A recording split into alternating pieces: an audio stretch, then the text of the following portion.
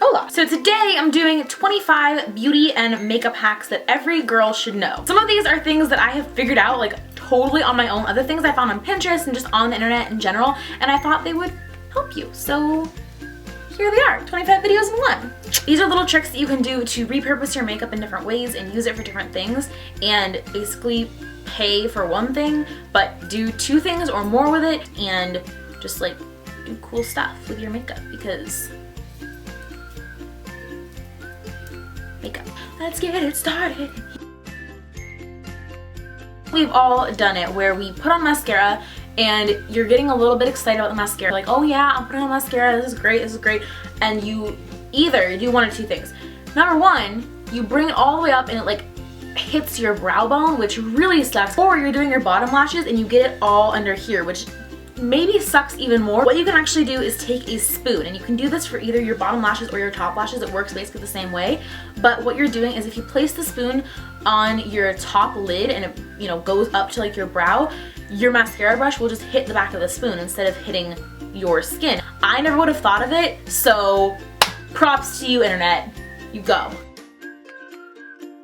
Won't work with the powder concealer, but if you have a liquid or a cream concealer like the NARS Radiant Creamy Concealer, it will work perfectly. You need to get a angled liner brush, which you can get from pretty much anywhere. They even have these types of brushes as paint brushes sold at like Michael's and Joann's and Craft Warehouse and places like that. These little small brushes, you can dip them into your black or dark colored eyeshadow and just rim your eyes with them, like drawing a line with the brush.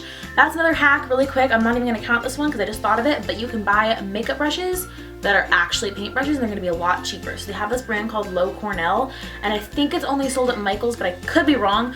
But they have really great brushes, and as long as you wash them really well before your first use, because like people like to touch paint brushes in the store, which is kind of gross in its own little way there, they work just as well as regular makeup brushes for applying your makeup, and they're literally half the price.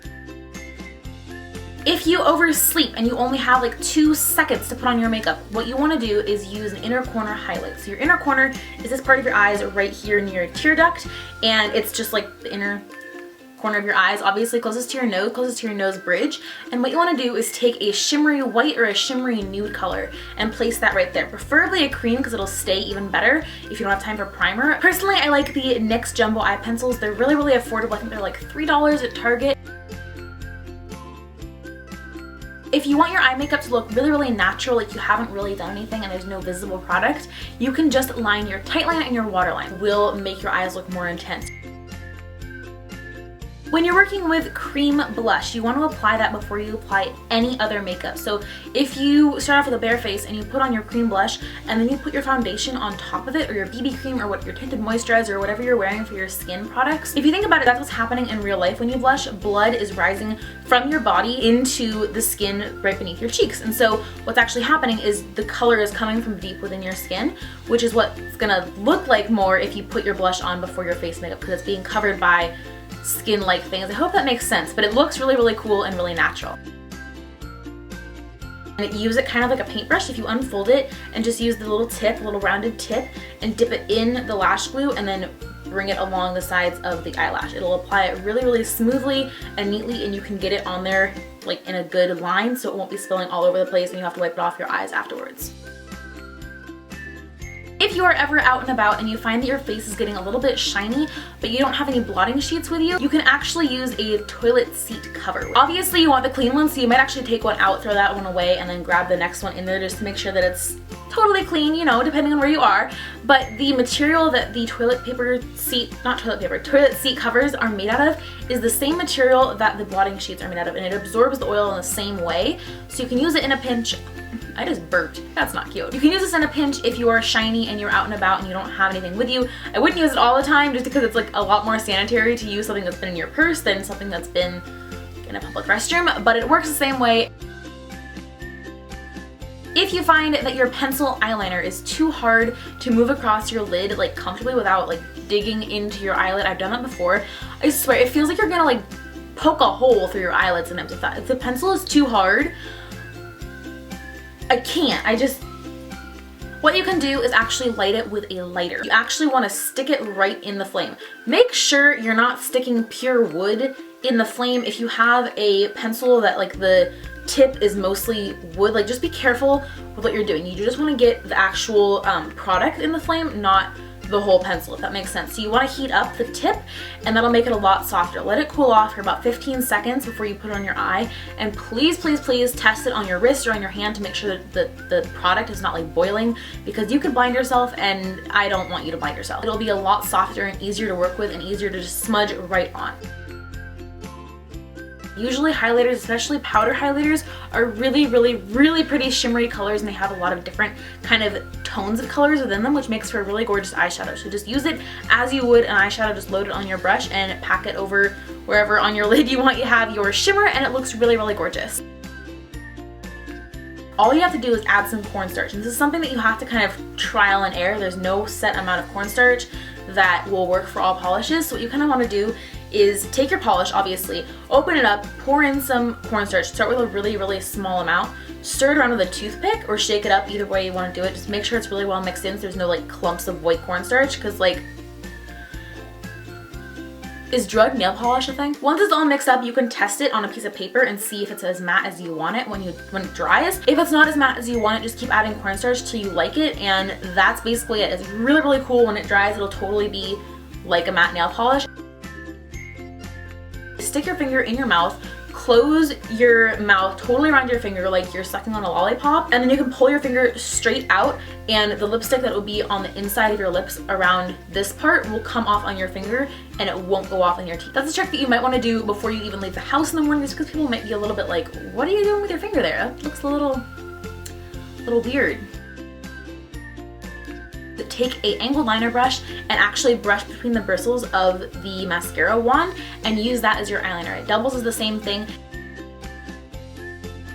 The way you can have a really, really even line of white without it being like squiggly and like wavy like I would do if I did it freehand is you can take a rubber band and wrap it really, really tightly around your finger and just hold it like this with your other hand, and then bring the paint over the rubber band, if that makes sense, and it'll create a really clear-cut line. When your mascara goes on, it's often in the morning when it's been in your cold room all night, or cold bathroom, or wherever you happen to have your mascara.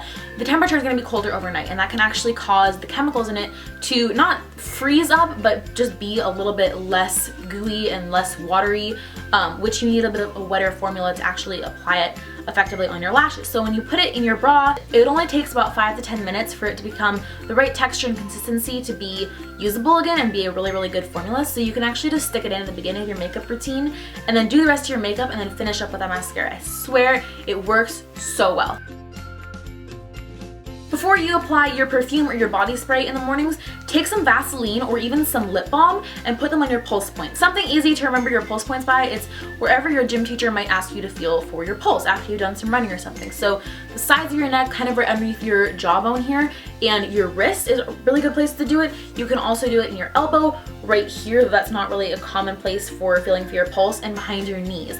If you apply a little bit of lip balm, or clear lip balm, not colored lip balm, or some Vaseline petroleum jelly kind of thing, here, here, here, here, here, oh, I can't do that, and then put your perfume right on top, it will stay a lot longer. To fake the look of thicker hair, you can take an eyeshadow that is the same color family as your hair. So if you have black hair, you want to take a black eyeshadow. If you have blonde hair, you want to take like a light brown and place it right in your part. If you take it with a fluffy eyeshadow brush in between your part, it will make it look a lot fuller. This is a good trick for pictures too. The picture will look like your hair, like you have a lot more hair, a lot more volumized than it actually is. Roll your wand on a tissue before you apply it. This will take off any big lumps of product that have been stuck in between the bristles. This is actually something that I found out on accident, but it works so well, and it like works all the time, and I use it all the time. You don't want lipstick to come off on the glass and be like, I don't know, that's kind of awkward, you know, like having your lips come off onto your food utensils and surfaces. What you want to do is lick your glass, and do it kind of like surreptitiously, like don't be like, oh, let me just lick my glass. Do it when you're about to take a sip. Just sort of stick your tongue out and get the side of the glass where you're about to put your lips wet. It doesn't have to be slopping wet, don't drool all over it, but just kind of moisten it a little bit. It will keep your lipstick from bleeding. I promise you, it is such a cool trick. and use your toothbrush over your lips to exfoliate your lips. Having exfoliated lips will make sure that your lip color all goes on a lot smoother and it just looks better in general. Just take your toothbrush, don't turn it on if it's an electric toothbrush, just leave it off and just rub the bristles over your lips. One of the biggest misconceptions about makeup in general, like as a whole, everywhere, is that if you have smeary makeup, like if your eye makeup is smearing after an hour or two, it just kind of melts around your eyes, you should use a waterproof mascara or waterproof eyeliner or waterproof whatever it is. That is not true. If your makeup is smearing because you have oily skin or oily lids, you need to use the regular formula. When you have a waterproof formula, the only way that that waterproof formula can be broken down is through makeup remover that has oil in it. The oil is what breaks down the makeup, okay?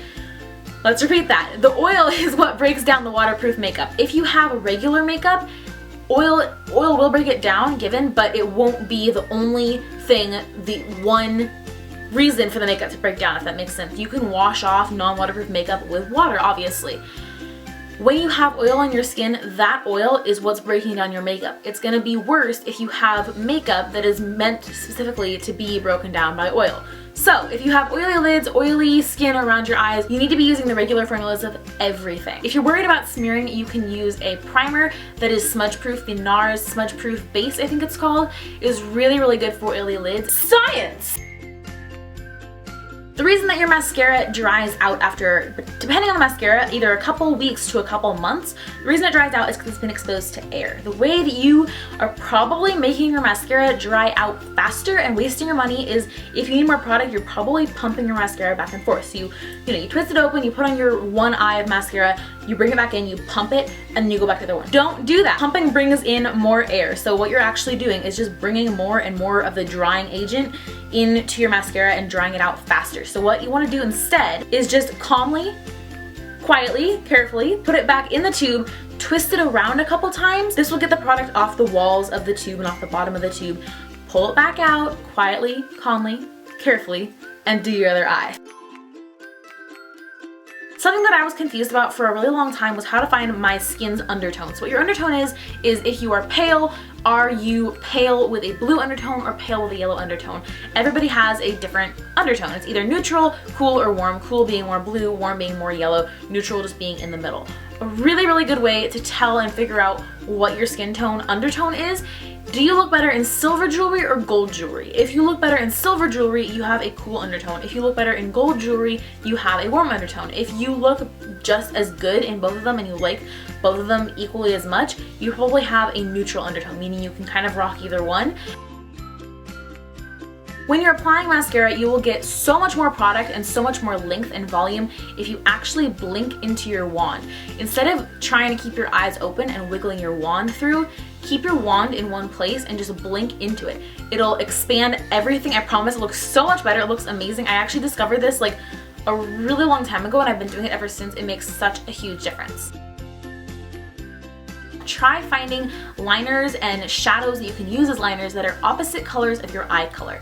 So if you have blue eyes, you want to be using a copper color, one that has some orangey red undertones that'll really make your eye color stand out. And as long as you don't apply like too much of it, the focus won't even be on the eyeliner color, it'll be on your actual eye color. If you have green eyes, purple tends to look best. If you have brown eyes, navy tends to look best. Both of those colors they can be pretty subtle if you just apply them really close to your lash line or in your tight line, and it just makes everything so much more intense and beautiful. So those are all of the hacks I have for you guys today. If you like this kind of videos, let me know in the comments below so I can do more. I thought it was a kind of cool idea and I just wanted to let you all know. If you like this video, don't forget to give it a thumbs up, and you should share it on like Pinterest because it's like a very Pinteresty sort of video. So pin this if you have a Pinterest account so people can see it and like share it and pin it and all those wonderful pinny things, then you can have it all in one place. And if you're ever looking for beauty hacks, and you find it and then you watch it and then you're like, oh, okay. And let me know in a comment below if there's any hacks that you know of that I didn't say in this video. I'm sure that some of you have some tricks that I've never heard of before, and I'm really curious to hear what you have. If you haven't already, make sure to subscribe, and I'll see you guys in my next video. Bye!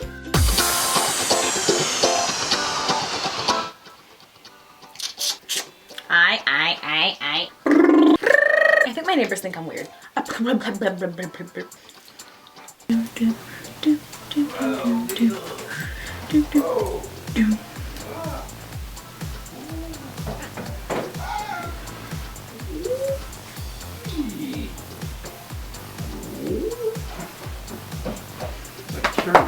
giraffe. Yeah, it's just like carrying a giraffe. Have you carried many giraffes in your lifetime? I don't want to talk about it. Oh. Unpleasant Past memory. life. Oh. Ah! Oh. Can you bring it up in the corner here for the desk? Ah! Ah! You hit my head! So sorry. That's what happens. Like.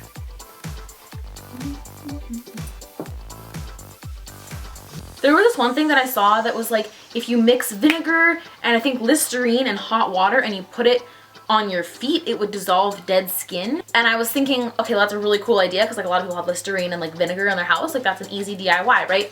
But then my skin doesn't have enough my feet don't have enough dead skin to try it, and I don't want to like burn my heel off because, I mean, if you're brave enough to try it, go for it, and you have like enough dead skin to like burn off, because like it's perfectly fine. NARS smudge or not, they're not. Put it on top. It looks like you're truly lit within it. You put it on top of your cream. If you put it on top of your colored, if you put it on top of your blush, it looks like you're truly being lit from within. Blotting people.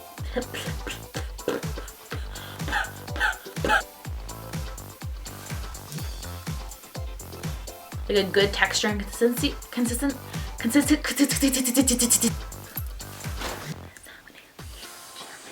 That is all of the makeup that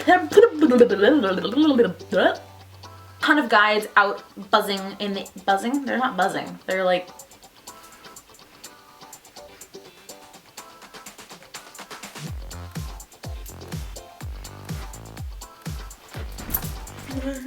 pigment and color. You can definitely use this in a pinch if you were shy. Guys, next time in my